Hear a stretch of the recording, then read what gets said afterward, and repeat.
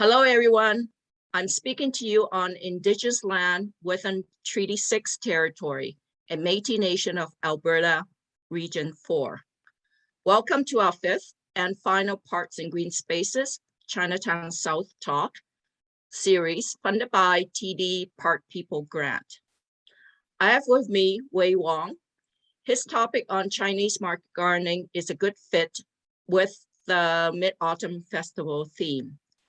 This Chinese festival is traditionally celebrated during harvest time in autumn, so right now. And in fact, on September 21st is the actual Mid-Autumn Festival Day. It is now my pleasure to introduce Wei. Wei Wong was born into a market gardening family in Edmonton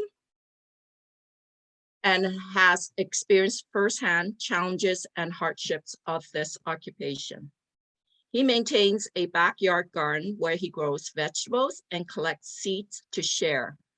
Wei has spoken about the forgotten history of Chinese immigration to Canada at schools and universities, public events, and webinars. He has been a presenter for the Edmonton and District Historical Society, Alberta Genealogical Society, and most recently, University of Alberta International. He continues to share his knowledge about Chinese Canadian history and his family's 100-year milestone in Canada. So it's wonderful to have you here with us today. Wei, I'm so looking forward to your presentation. Thank you for joining us, all of you.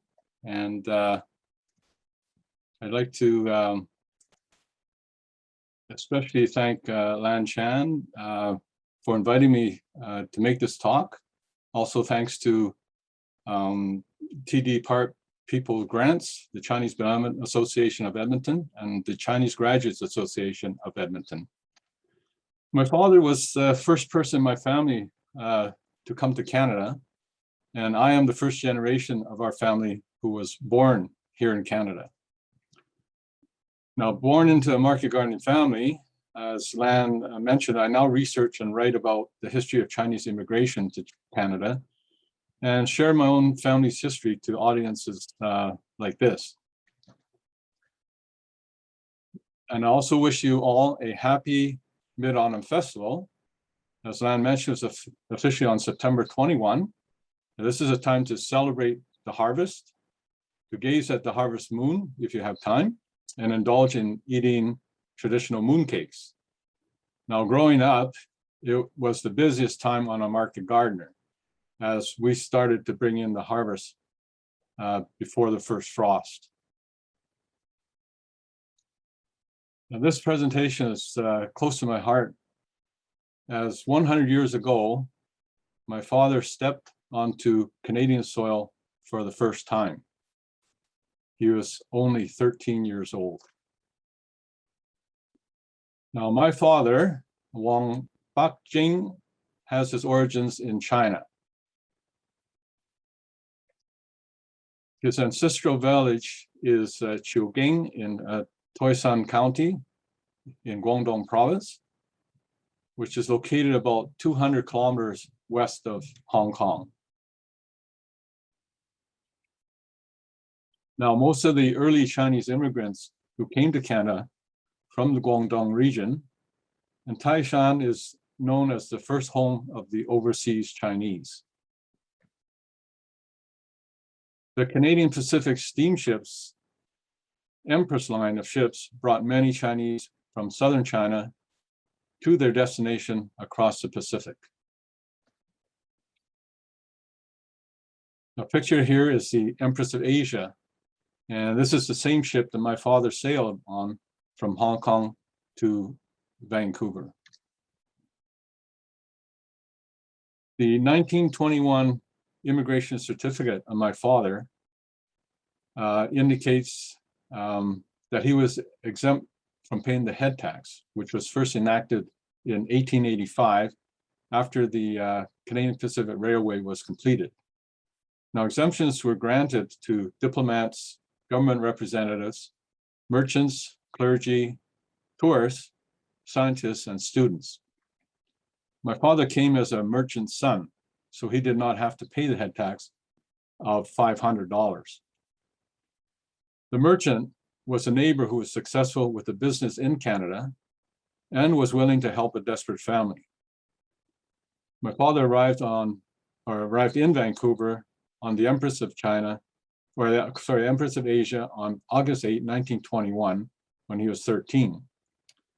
Regardless, he was expected to find employment to start paying off his passage debts and send remittances home to help his poor family while earning his keep here. 2 years later, after his arrival in 1923, Canada passed the Chinese Exclusion Act that barred all Chinese from coming to Canada, except for a few exemptions. Now on this map, he likely started as unskilled labor in Vancouver, and then making his way eastward as a cook, arriving in Alberta in 1924. He most likely acquired his cooking skills in one or more of the prairie restaurants, cafes, or coal mining camps. The map shows places that were found in one of his notebooks. Having been born into China's agrarian society, he certainly would have gained some experience in growing vegetables before he sailed for North America. Making a circuitous route to Alberta as a cook, he may have been hired by a man named Gumlan, who was engaged in farming, restaurant work, and general merchandise in southern Alberta at a place called Retlaw, which was located near the Canadian Pacific Railway tracks. Here, my father's affinity for market gardening may have been rekindled, and he would have learned valuable skills for the Canadian climate. In this notebook, there was a date entry of October 29, 1930. And this notebook recorded vegetable seed varieties. You can see that at the top, there's onions with the name of the onion, carrots, beets, and so on. Onions, and the last one being cauliflower. His earliest market garden in Edmonton was located near the High Level Bridge. Dr. Max Dolgoy, our family physician, recalled receiving my father as one of his earliest patients and said that he worked on a market garden south of the General Hospital and near the High Level Bridge. From an article by renowned Edmonton historian Tony Cashman called "The Bridge That Refused to Fall," and I quote, "The Royal Ganora Club sits on the site of the former Chinese market garden." After the harvest in 1930, my father made a trip back to China to his ancestral village for an arranged marriage to Jung Suey, my mother. And because of Canada's discriminatory Chinese Exclusion Act, he returned alone in the spring of 1931. This sketch made in 1934 shows similar implements that we used right up until 1975. We had repurposed tobacco containers punched with holes on a long stick, which was used for watering crops. We had 5-gallon containers with wire handles being carried with the wooden pole over our shoulders. And the wide bamboo hats were favored to provide protection from the sun. The photograph shows the manual labor involved using garden hose for planting or weeding. And my father knew other market gardeners like G. Gutt, who farmed on the John Walter site near the 105th Street Bridge from 1936 to about 1950. And our family also knew his son, Ji Cheng, as well, as he had market gardens in close vicinity to ours. The address of Hop Wu, which was found in Henderson's directories from 1935 to 1940, the market gardening partnership my father had with Lang Kai Chiu was at 9013 101 Avenue in Riverdale. This was locally referred to as the Chinaman's Garden. Now, from my membership with the Facebook page, I found from a person, Greg Novak, a resident who grew up in Riverdale, and he said, at recess, I often marveled at the people tending the garden, carefully watering. The very large cultivated plot of beautiful black Riverdale soil supported multiple rows of a variety of vegetables. I would frequently see people weeding with hose, setting what looked like cedar shingle pieces to protect young plants from the harsh sun. Along the perimeter of the plot, there were stacks of wooden crates and boxes, which were used to ship the fresh vegetables to either the city market or perhaps restaurants in the downtown area of Edmonton. The gardeners were extremely hard workers and could be seen hunched over the cabbages and onions all day long, giving the plants water, peeling the potatoes, staking the tomatoes, or picking peas and beans. That sort of intense attention fascinated me because though we all had gardens in those days, the market garden got tremendous results. In the fall, there were huge piles of potatoes, cabbages, and carrots harvested. It was a business and did very well, I imagine, thanks primarily to their incredible hard work. So that was from a resident that basically grew up in the Riverdale area. Now, this horse in the picture is one of two horses that the partnership owned. The gray dapple color of the horse suggested that it is a Percheron or a cross of sorts. The harness bridle with the blinder suggests that the horse was multifunctional, likely pulling plows or wagons, while also packing riders around. And this was really typical of Alberta draft horses bred on family farms. The envelope is of the address with Hop Woo at 9013 101 Avenue. And that was the address of the partnership. In 1943, still sharing the address of Hop Woo in the garden, my father's unemployment insurance ID card stated his occupations as gardener and cook. In 1944, on this certificate of registration, which was issued by the Consulate of the People's Republic of China in Vancouver, my father is wearing typical overalls for working on the market garden. On August 18, 1947, my father's occupation was recorded as self-employed gardener on his Canadian citizenship application, and the house he lived in was at the rear of old Government House grounds. He had befriended Ernest Stowe, who was the high-ranking chief provincial gardener of Alberta, and this friendship endured until Stowe retired and moved to the West Coast in 1952. This 1948 aerial photograph is of the Government House area, and outlined is probably where my father market garden. The market now is part of what is known as Government House Park. My father also must have known Hong Lee, who gardened near the Victoria Golf Course, as my father traveled between the Riverdale and the Government House market gardens. This certificate of Canadian citizenship granted to my father was dated 1949, January 17. His occupation was stated as a gardener.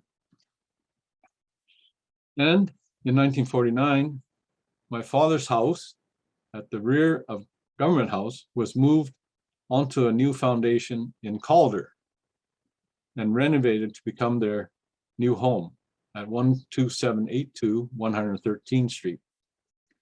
I was told by my brother that that house was moved along Grote Road and up into the Calder area, but I'm not entirely sure that Grote Road was even finished by that time. Anyway, reunited after 18 and a half years after being married in China, this is where my father and mother finally started their family together in Edmonton.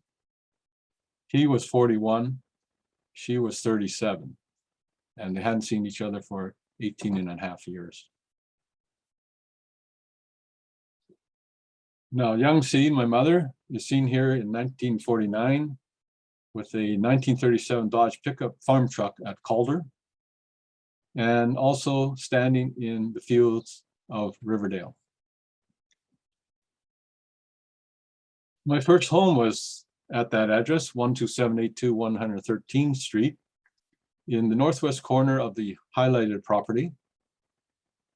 This aerial view was taken in 1957. And my brother remembers that Dad used to grow onions that could overwinter, seeded, and then died. And so these onions survived year after year, even after we were gone from this property. And when people started to use the park, they saw lots of wild onions, hence they named it locally as Onion Park. And it is now part of the Lauderdale Off-Leash Dog Park. Between 1956 and 1959, we rented an additional 20-acre market garden east of the Cloverdale Bridge, the Clover Bar Bridge, from a group of Chinese landowners who were unsuccessful as market gardeners. They left a water pump, irrigation pipes, and sprinklers, which my father used to his advantage. And this area is now a part of the recreational Sunridge ski area. Between 1960 and 1975, we had a 10-acre parcel of land, which was purchased in what was then the Waldermere area, located north on Highway 28, which is now 97th Street. And this last market garden was referred to as our Namao farm. The Namao farm was prepared by burning off the brush and weeds before it was cultivated for crops for the first time. You can see in this picture in 1961, the rectangular hotbeds were used to germinate and start cabbage and cauliflower seedlings before they were transplanted by hand into the fields. Cabbages were our main crop, green cabbage. And that's me and my brother leaning on our Plymouth station wagon. The Namao Market Garden area has now been developed into residences, highlighted in yellow. And outlined in red is today's developing Griesbach neighborhood. This is a Ford 9N tractor that is similar to the one that we used to cultivate the fields at our Namao farm between 1959 and 1975. Our crops of Western vegetables were beets and broccoli, bunching onion, cabbage, which was our main crop, our carrots, cauliflower, cucumbers, dill, kohlrabi, lettuce, onions, parsley, peas and radishes, rhubarb, spinach, turnips, and squash. The Chinese vegetables that we grew were bok choy, coriander or cilantro, gai choy, which is Chinese mustard, gailan, Chinese broccoli, snow peas, and siu choy is Chinese cabbage. And from year to year, we saved and dried seeds from our mature Chinese vegetables to plant in following years. This machine, Planet Junior hand push seeder, was used for crops that needed to be planted in rows. Those being carrots and beets, dill, onions and lettuce, spinach, bok choy, gai choy, gailan, and siu choy. And we kids were prohibited from using this implement. It was my father who was the only one that he allowed to use, or he used it solely on his own. And it could be modified to have blades attached to be used as a wheel hoe. Now, our crops are sold to places like McDonald's Consolidated, Scott National, Brown Fruit Company, Western Grocers, and Woodward's at Westmount. The McDonald's Consolidated Wholesale was located at 10128 105th Avenue from 1914 right up to 1965. And then it was replaced by a new warehouse at 139 Street and Yellowhead Trail, which is close to Dovercourt, where we lived in 1959 all the way to 1975. And direct sales of Chinese produce were delivered to the Guanghing Company, located at 10126 97th Street. That merchant was established in 1940. And we also delivered to the popular New World restaurant in Chinatown. Here is the last sales order dated October 21, 1975 for Chinese vegetables for the Guanghing Company. It was for 65 pounds of bok choy at 35 cents per pound, and 25 pounds of gai choy at 30 cents per pound. Sounds like a real bargain. And you can see my father, when he wrote these invoices or sales orders for Chinese merchants, he wrote in Chinese. And for those like orders from McDonald's Consolidated or Brown Fruit Company, he had written them in English. Our Namao farm was sold on November 1st, 1975, when my parents retired. That was our last farm. And I have a map of the market gardens that my father and family operated. 4 of the areas are now associated with recreation. That's the Government House Park, the Royal Glenora Club, in Beverly, the Sunridge Ski Area, and in Calder, Onion Park, which is now the Lauderdale Off-Leash Dog Park. And 2 have become residential areas, Riverdale and Namao, which is now basically built up as the Eau Claire neighborhood. These are my father's income tax records that I have from 1956 to 1975. If you look closely, the highest net income we had was $6,056 in 1958. And that was the income from 2 market gardens at Calder and that 20-acre rented market garden in Beverly. Our bleakest year was 1965, with a net income of only $587. But regardless, my father did not look for alternate employment in the winter, but instead took the time off to rest and socialize in Chinatown. An article in 2009 in the Edmonton Horticultural Society Centennial publication called "A Century of Gardening in Edmonton" features a story of our family market garden. If you're interested, you can look that up. And in 2015, publication, a book, "Why Grow Here? Essays on Edmonton's Gardening History," a book by Catherine Chase Merritt, covers our family's market garden history in chapter 8. And that cover feature is a photo of my mother at the Hop Woo Market Garden in Riverdale. It was colorized from the black and white photo that we saw earlier. And for more details about our family's history, I've written some articles that have been published in Relatively Speaking, which is the quarterly journal of the Alberta Genealogical Society. So every couple of years, I've written something, and the Alberta Genealogical Society deemed it good enough to be published. And upcoming in 2022, that's provided the pandemic disappears.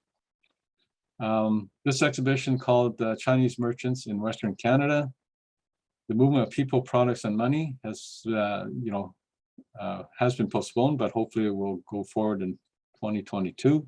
It was produced by the University of Alberta Bruce Peel Special Collections, and a part of it will feature our market gardening family's history. So thank you for inviting me and listening to my story, and I'll be happy to answer any questions. So thank you, Wei, for such an interesting family story. Wow, that is incredible. I'm always reminded when I hear you speak and others how rich our Chinese history is in Edmonton. It's like weaving a tapestry of memories about Edmonton's Chinese community and the families who came here, for many, many years, and what, and their occupation is in particular and what they've did. It's always worthwhile to remember that and to document that. I'm so glad that you're doing, piecing that together and writing about it. I think that many of us who try to look for Chinese history in Edmonton find that there's a big gap, a void, and it's almost like a vessel that we need to keep filling in order to get to be able to have the stories for future generations to read about. So anyway, this is great. And like Wei said, he's open for questions. Yeah, Wei, I was quite interested with seeing certainly the history along the river valley in Edmonton, and I wondered what happened, like where the Royal Glenora Club is and the golf course was your family pushed out, or what happened there? Well, looking at the dates, my father had farmed those areas. The Royal Glenora Club, I think he had vacated that land well before the Royal Glenora Club was built. Oh, okay. Yeah. And the Victoria Golf Course, I understand, was already at, I think, expanded from 9 holes to 18 holes, and there was a plan to add another 9 holes. Oh. So I think market gardeners like Hong Lee had to move his market gardener further west. But then the city developed Groat Road, or wanted to develop Groat Road, so that the golf course never made it that far, so it remained at 18 holes. And I think if Hong Lee had any land to the west of the golf course, it would have been taken over, with the construction of Groat Road. Now, the market garden immediately south of Government House, of course, that was, my father would have left there long before that was developed as well. I think if you carried along that path, I think that is the McKinnon Ravine. Yeah, and it's not very flat. It's pretty, looks difficult for market gardening. Well, if you look where the park is now, it is fairly flat. I remember a couple of years, it'd be more than a few years ago, where the dragon boat races had to be held there as an alternate because they're doing something at Louise McKinney Riverfront Park. So the venue was at Government House, and it was fairly flat at the bottom. So on my father's garden would probably been on the flat part. But as you saw in the picture of his house, that was kind of further up. And you could see, depending on the angle of the photographer, I think he was looking up, toward the top of the, where Government House is. So it kind of looked like it's built into the side of the hill, sort of thing. That's pretty prime real estate. That's right on a beautiful view of the river. Yes. And the story my brother actually told me was that when my father befriended, the provincial gardener, my father had the advantage of using city water to water his crops. So that was a big advantage Instead of river water. having that relationship. And even after he had gone to retired in on the West Coast, his son-in-law, I believe, still brought trays of bedding plants to our house in Dovercourt every spring, bedding plants as a gift.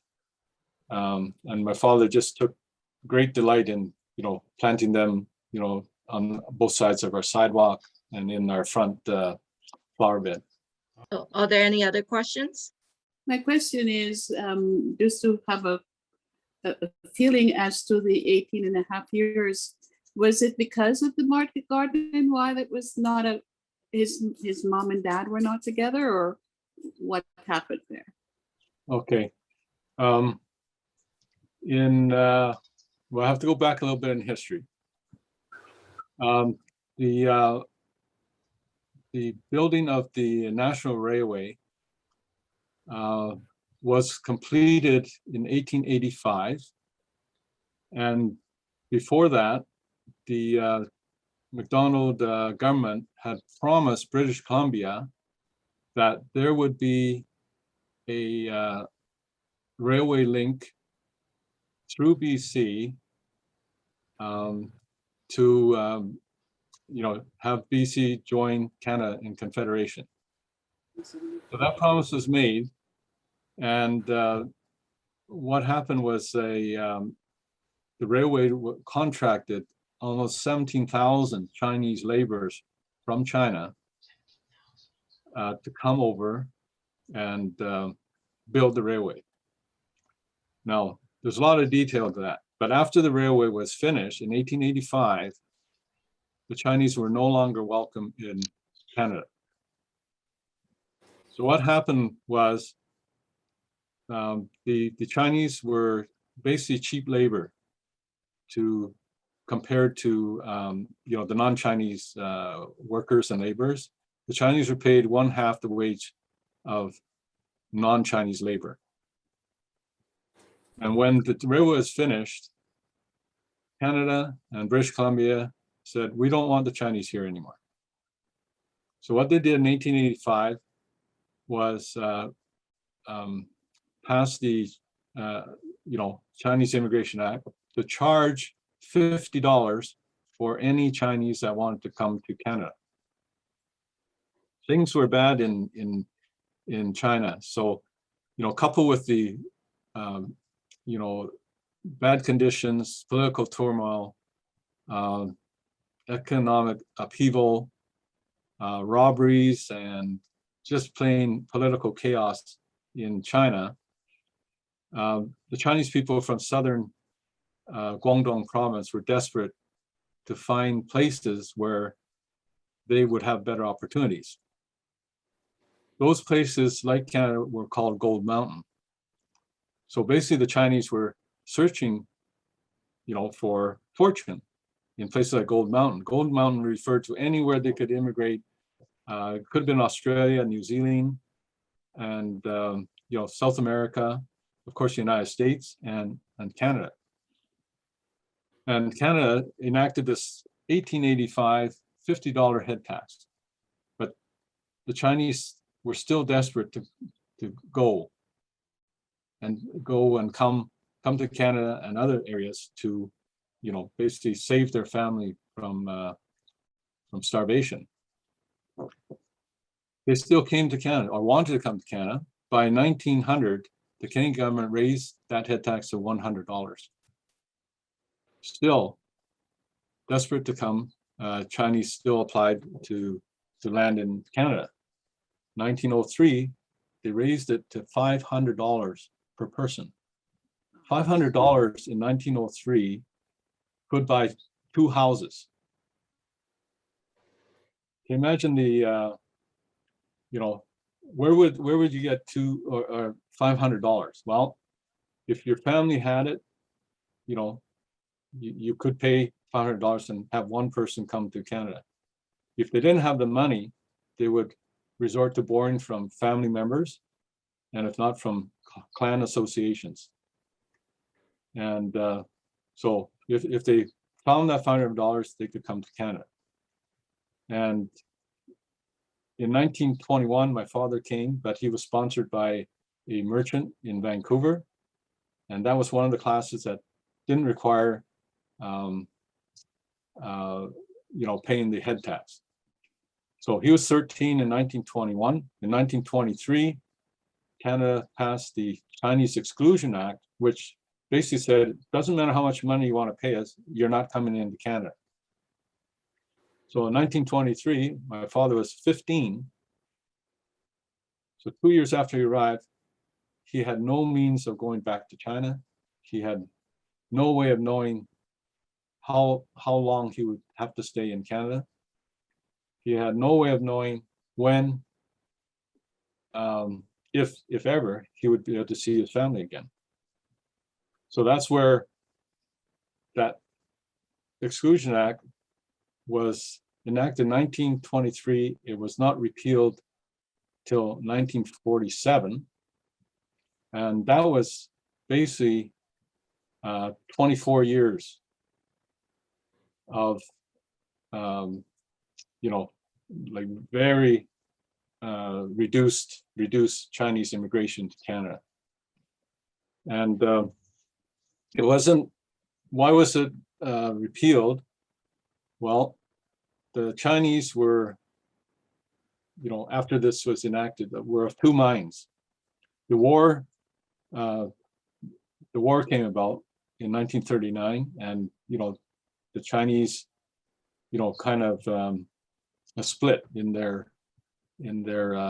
thinking. They were treated so badly when they came to build the railroad. After it was finished, they were, treated badly, not welcome here. So this side would say, well, why should we help the war effort? Why should we help Canada when we've been treated so badly? There's the other part of the Chinese population thought, well, if we don't do anything, nothing's going to change. So those people, which are mostly bachelors, only the men had really come to Canada, they decided that they would sign up for duty in the army or in the armed forces. And of course, Canada and China were basically allies, and through that effort, I think there were up to 600 Chinese that served in the Second World War. And after the fact, by that time we had a generation of Chinese that basically spent a good part of their time in Canada. They learned the political system. They became learned. They went to school, and they became more vocal. And they lobbied the federal government to basically repeal that act. So it wasn't until 1947 till the Chinese Exclusion Act was repealed. And that's when the process of, my father and others started applying for their Canadian citizenship, because before that they couldn't hold Canadian citizenship. And it took 2 years. So 1947 to 1949, my father applied, got his citizenship, and then applied for my mother to come. She, of course, had to spend time in Hong Kong and, get her travel documents and medical records straight before she could come to Canada. So by that time, he was married in 1930. They spent I know they were married end of December, end of the year. And so up to spring, which would be probably April, he came back probably during May. They spent maybe 4 months as a so-called married couple. and then never saw each other for 18 and a half years till they were reunited in 1949. Thank you for sharing. I hope that answers your question. It did answer it. It just that it made me wonder him having to run the market garden and how he managed without having family there to help. Thank you. Yes. Yes, I think it was very hard for him. He was here alone doing this market garden. He had to send remittances home pretty well every so often, months or two, send money home to help his family while he had to sustain himself here. And through his remittances, he was here in 1921. By 1939, the family in China was able to build a 2-story house, which he had never lived in. But his mother and father, my mother, and his brothers and sisters may have lived in that house. And that house actually still stands, built with the remittances that he sent back. Now, up to time until my mother came, so he was all alone. He was the boss, and he ran things his way. Now, by the time my mother came, She's a in boss. 1949, that's when they started a family. Okay, so but previous to this, in China, the Chinese philosophy, and for time immemorial, a boy was important to have in the family, a male heir to the throne, if you will. And so it's important for every family to look to have a boy. My father was the third born in his family, and he had other younger brothers, but he was the oldest son. And when my mother and father were married in China, and I guess, not knowing when they would be able to get together, would be together again to start a family, they adopted a son. So in 1949, my mother came to Canada, and shortly thereafter, I believe the adopted son came to Canada. Then we had my older brother was born. Then we had myself being born. Then we had a cousin that came to help my father on the market garden. And so from having no one around, now he had almost half a dozen mouths to feed. Oh boy. Which would have been a drastic change. Thank you. That's really great. Thank you, Wei, for that and for asking question. Are there any other question? If not, I'd like to ask my last question. One other thing I'm always curious about is when I read there were about 15 Chinese market gardens in Edmonton around the mid-1930s. I just want to know, I guess I was curious about what was that like? Was there a lot of competition amongst the Chinese market garden, or were they very close-knitted group of people? Do they socialize together? Do they help each other out when it comes to harvest time or planting time? Can you maybe? Okay, from my experience, and I don't know what happened before, the 1950s per se. I would say that, I had always considered that other market gardens were competitors. We basically stuck to ourselves. This is personally for our family, and we didn't socialize with other market gardeners. The only time they helped each other basically was just for instance, when we were on a Namao farm, Ji Chang was across the road from us, and he had his own 10-acre farm, and we had our 10-acre farm, but we were just, you know, a roadway away.